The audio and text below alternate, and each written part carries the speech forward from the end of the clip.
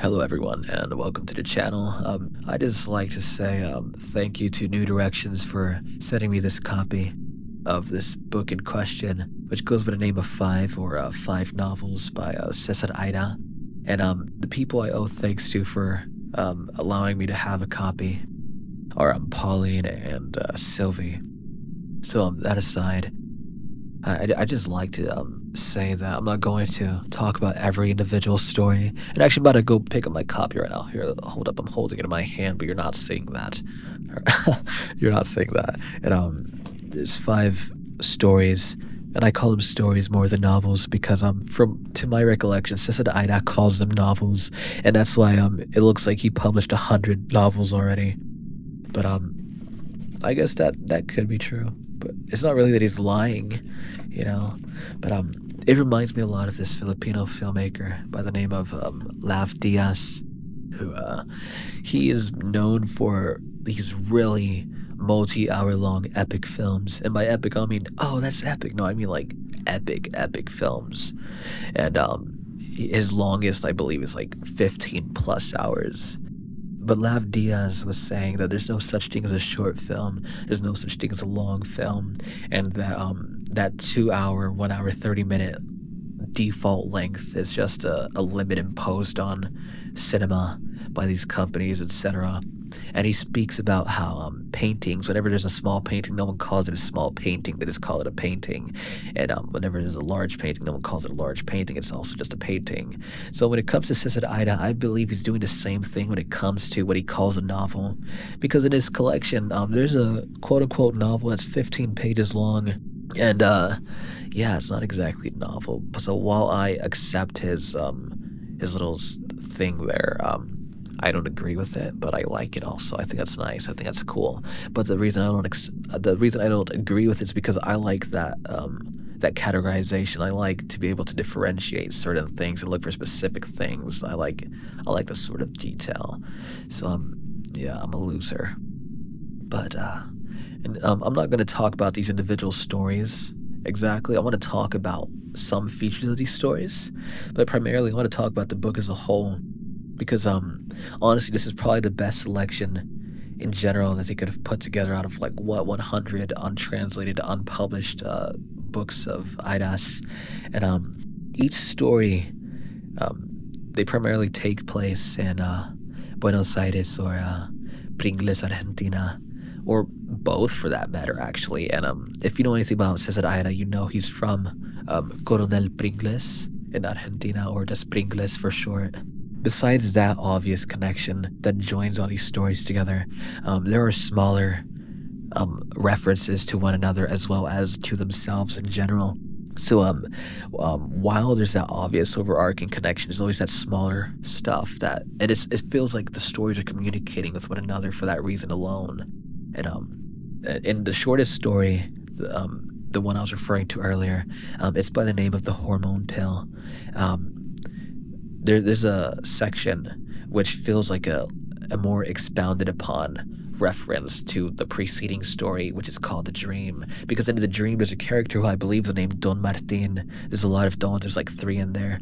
But I believe Don Martin, for some reason I can't recollect right now at the moment, he drops an anecdote on these characters, and the anecdote is, just to paraphrase, it's there's a spot in Argentina in where the trains drive at night around 3 in the morning, and everyone's asleep. They don't hear the train pass, and the train's impossibly loud. And in The Hormone Pill, oh damn it, yeah, the train's just impossibly loud, and one day the train didn't pass, and everybody woke up. They're like, "What the hell was that?"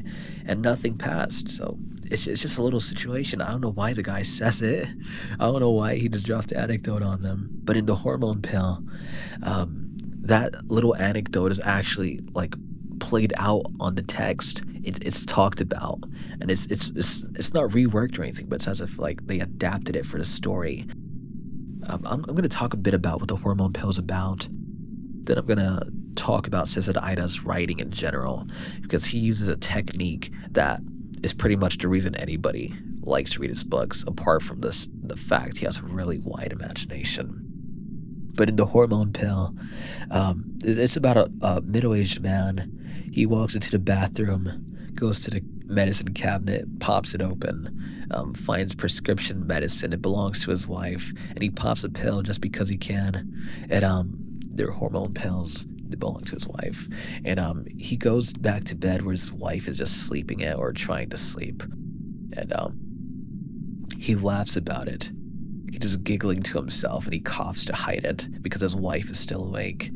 And he's supposedly this sort of trickster. He's this really big jokester, I guess. I guess he's self-proclaimed, or people just know him to be that way.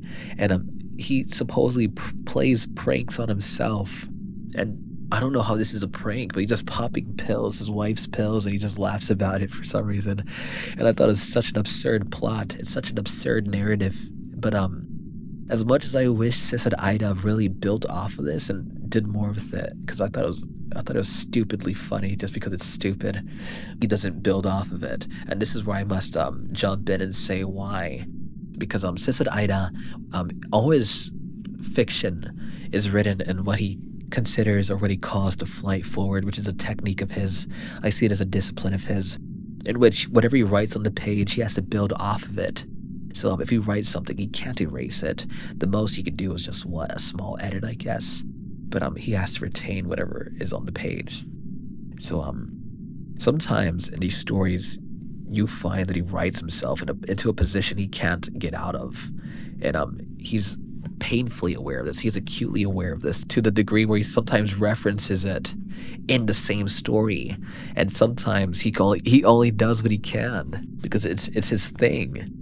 And in the hormone pill, it's as though he strayed so far with this one digression, because after 3 or so pages of this guy in bed just laughing for no reason because he took a pill, his wife's pills, César Aira, it's as though he uses the narrative to catapult himself into an area where he can safely divulge his musings on time, on the nighttime, on sleep, on light in general. He just goes on these metaphysical musings. And honestly, while I didn't like that he had to depart from the main narrative, I thought it was actually pretty compelling. I like his writing. His writing isn't bad. It's never bad. It's always composed properly. It is done well, and it's just really good. So he never goes back to the main narrative in the hormone pill, apart from the ending, in which he tries to tie it all back together, but it's done so sloppy. And because Aira is such a masterful worker, apart from this, contrary to what I said about him being sloppy at the end, it's because it's his discipline. So if the story ends a certain way, it's because there is no other way for him to end it at the moment. And so with the ending of the hormone pill, or rather it's really long digression, which completely overshadows the main narrative of the middle-aged man and popping pills, hormone pills. I took it as him using a narrative to launchpad himself in a certain direction. It's like he just used it as a way to as a vehicle to explore certain truths, certain philosophical, metaphysical, whatever truths available or that occurred to him at the time. And I don't think it's so bad. I actually liked it. But I did wish he would circle back and talk more about that middle-aged man popping his wife's pills. But it's like that sometimes, because as a consequence of César Aira's flight forward, discipline, technique, whatever you want to call it, sometimes, and I mean and by consequence, I mean it in every sense of the word. It could be a positive, a negative consequence, whichever way the story goes, really. So César Aira, he will sometimes write himself into these catch-22s where of course you could always opt for the third path and say, hey, everything was a dream, or some stupid thing like that. You could just drop a cop-out if you want. But César Aira is such a seasoned writer, he doesn't even do that. He just accepts his sinking sometimes. And that's what accepting his sinking is exactly what he does with the hormone pill. And that's why the ending feels so loosely tied together. It's like the weakest bow you will ever come across where the whole present just kind of slips out the box or out the wrapping sometimes. But apart from that, as I said earlier, it's not due to a lack of imagination because on the first story, near the ending, it's so unbearably cute. There's so much rainbows or whatever going on. It's just too much. It's overpowering you. It's like having a sugar rush and you die as you try finishing the story sometimes. But sometimes the imagination is so overpowering it actually hinders the story. And that's what the first story was for me. But what my favorite story was is perhaps the second one by the name of The Dream, which is perhaps the most subtle of all his stories in the collection. Not much happens for the first, 50 pages, then he goes on a digression, but this time the digression actually ties into the story and it makes complete sense, where he actually makes so much use of it and it works out perfectly, but the ending is so stupid, it's so ridiculous, and César Aira is so aware of it, he just makes a nod to it, and I don't remember what he says, but he pretty much refers to the story refers to itself near the ending, and it ends. And was it the most satisfactory ending? Perhaps not, but I think it's the only ending it could have ever had. I think it was stupid. It's so stupid it works. That's what the story is like. And yeah, that's really it.